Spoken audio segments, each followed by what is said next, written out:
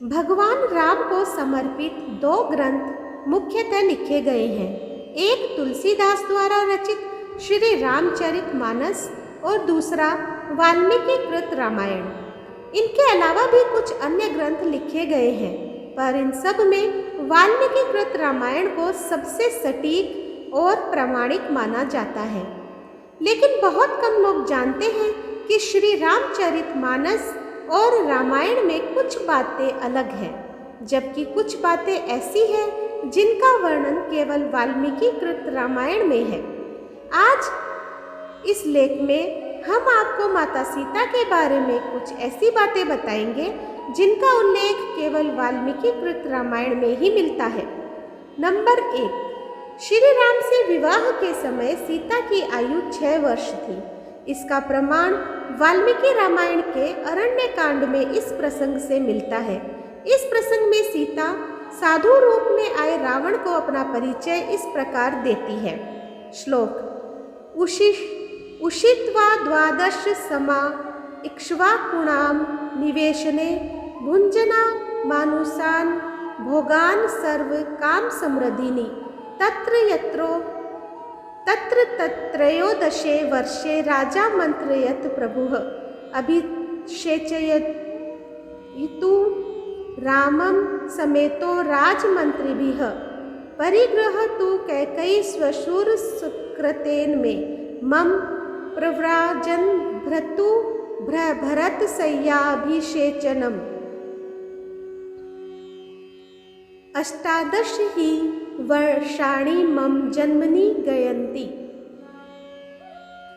अर्थ, सीता कहती है कि विवाह के 12 वर्ष तक इक्ष्वाकुवंशी महाराज दर्शन के महल में रहकर मैंने अपने पति के साथ सभी मनोवांछित भोग भोगे हैं। मैं वहाँ सदा मनोवांछित सुख सुविधाओं से संपन्न रही हूँ। 13वें वर्ष के प्रारंभ में महाराज दशरथ के राजमंत्रियों से मिलकर सलाह की और श्री रामचंद्र जी का युवराज पद पर अभिषेक करने का निश्चय किया। तब कैकेयी ने मेरे ससुर को शपथ दिलाकर वचनबद्ध कर लिया।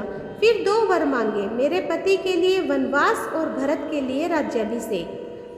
वनवास के लिए जाते समय मेरे पति की आयु 25 साल थी और मेरे जन्म काल से लेकर वनगमन काल तक मेरी अवस्था वर्ष गणना के अनुसार 18 साल की हो गई थी। इस प्रसंग से पता चलता है कि विवाह के बाद सीता 12 वर्ष तक अयोध्या में ही रही और जब वे वनवास पर जा रही थी तब उनकी आयु 18 वर्ष थी। इससे स्पष्ट होता है कि विवाह के समय सीता की आयु 6 वर्ष रही होगी। साथ ही यह भी ज्ञात होता है कि श्री राम और सीता की उम्र में 7 वर्ष का अंतर था।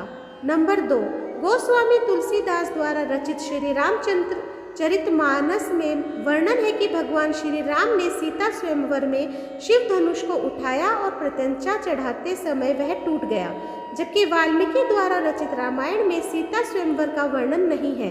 वाल्मीकि रामायण के अनुसार भगवान राम व लक्ष्मण ऋषि विश्वामित्र के साथ मिथिला पहुँचे थे। विश्वामित्र ने ही राजा जनक से श्री राम को वह शिव धनुष दिखाने के लिए कहा। तब भगवान श्री राम ने खेल ही खेल में उस धनुष को उठा लिया और प्रत्यंचा चढ़ाते समय वह टूट गया।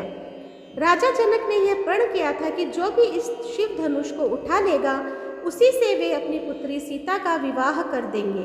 प्रण पूरा होने पर राजा जनक ने राजा दशरथ को बुलावा भेजा और विधि विधान से सीता का विवाह श्री राम से करवाया। नंबर 3, वाल्मीकि रामायण के अनुसार एक बार जब राजा जनक यज्ञ की भूमि तैयार करने के लिए हल से भूमि जोत रहे थे, उसी समय उन्हें भूमि में से एक कन्या प्राप्त होती है।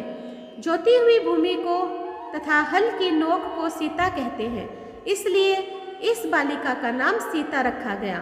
नंबर 4, श्री रामचरितमानस के अनुसार वनवास के दौरान श्री राम के पीछे पीछे सीता चलती है। चलते समय सीता इस बात का विशेष ध्यान रखती है कि भूल से भी उनका पैर श्री राम के चरण चिन्हों पर न रखे। श्री राम के चरण चिन्हों के बीच बीच में पैर रखती हुई सीता जी चलती है। नंबर 5, एक बार रावण अपने पुष्पक विमान से कहीं जा रहा था, तभी उसे एक सुंदर स्त्री दिखाई दी। उसका नाम वेदवती था। वह भगवान विष्णु को पति रूप में पाने के लिए तपस्या कर रही थी। रावण ने उसके बाल पकड़े और अपने साथ चलने को कहा। उस तपस्विनी ने रावण को श्राप दिया कि एक स्त्री के कारण ही तेरी मृत्यु होगी। इतना कहकर वह अग्नि में समा गई। उसी स्त्री ने दूसरे जन्म में सीता के रूप में जन्म लिया। ये प्रसंग वाल्मीकि रामायण का है।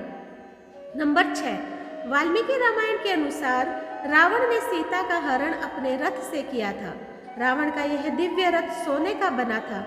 इसमें गधे जूते थे और वह गधों के समान ही शब्द करता था।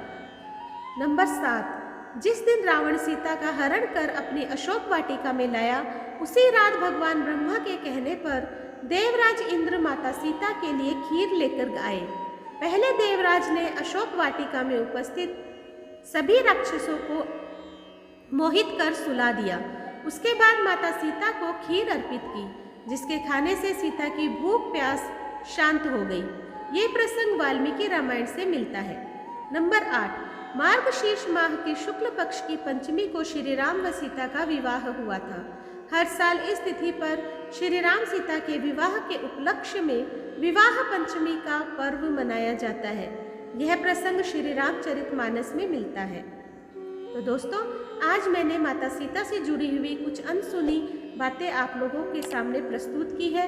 आपको अगर पसंद आई हो तो मुझे कमेंट बॉक्स में ज़रूर बताइएगा। जो लोग मेरे चैनल पर नए आए हैं प्लीज़ सब्सक्राइब कर दीजिए, लाइक कीजिए, शेयर कीजिए अपने दोस्तों और परिवार में, और इसी तरह मेरा सहयोग करते रहें। धन्यवाद।